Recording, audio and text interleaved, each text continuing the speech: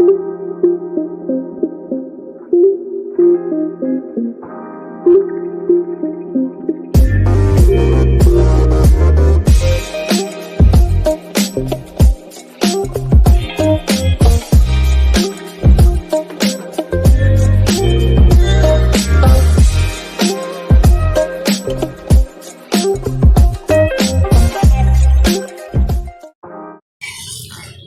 বন্ধুরা, রকি কিচেনের তরফ থেকে সকলকে স্বাগত জানাচ্ছি। আবার একটা রেসিপি আপনাদের মাঝখানে শেয়ার করতে চলেছি, সেটা হলো শাহী লস্যি। তাহলে চলুন দেখে নেওয়া যাক আজকের রেসিপি। ওভেনে একটা কড়াই বসিয়ে তাতে দিয়ে দিয়েছি 800 গ্রাম লিকুইড দুধ।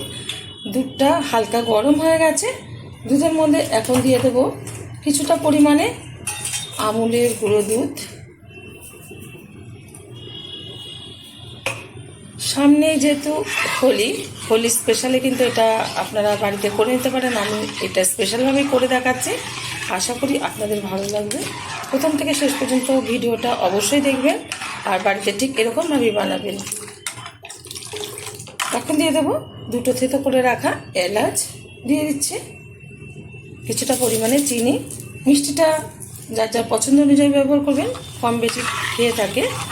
এখন একটু ভালোভাবে হাই আছে ফুটিয়ে নেব। 800 গ্রাম লিকুইড দুধে 400 গ্রাম কিন্তু বানাতে হবে, সেরকমভাবেই দুধটা জ্বালাতে হবে। দুধটা কিন্তু ভালোভাবে ফোটা শুরু হয়ে গেছে। এখন আমি এই এলাচের দানাগুলো খোসাটা সমেত ফেলে দিচ্ছি।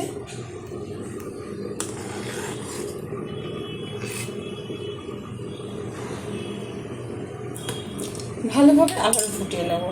এর মধ্যে কিন্তু আপনারা একটু জাফরান ব্যবহার করতে পারেন, তো আমি একটু ফুড কালার ব্যবহার করব। আমি একটু ফুড কালার দিয়ে দিয়েছি।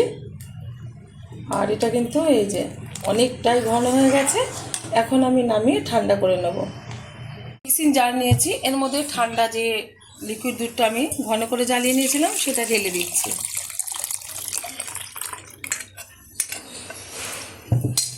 দিয়ে দিচ্ছি এর মধ্যে কিছুটা বরফ।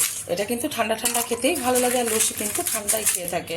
এখন কিন্তু ভীষণ পরিমাণে গরম পড়েছে। দিয়ে দিচ্ছি মিষ্টি দই। এখানে কিন্তু টক দই ব্যবহার করবে না, মিষ্টি দই ব্যবহার করবে।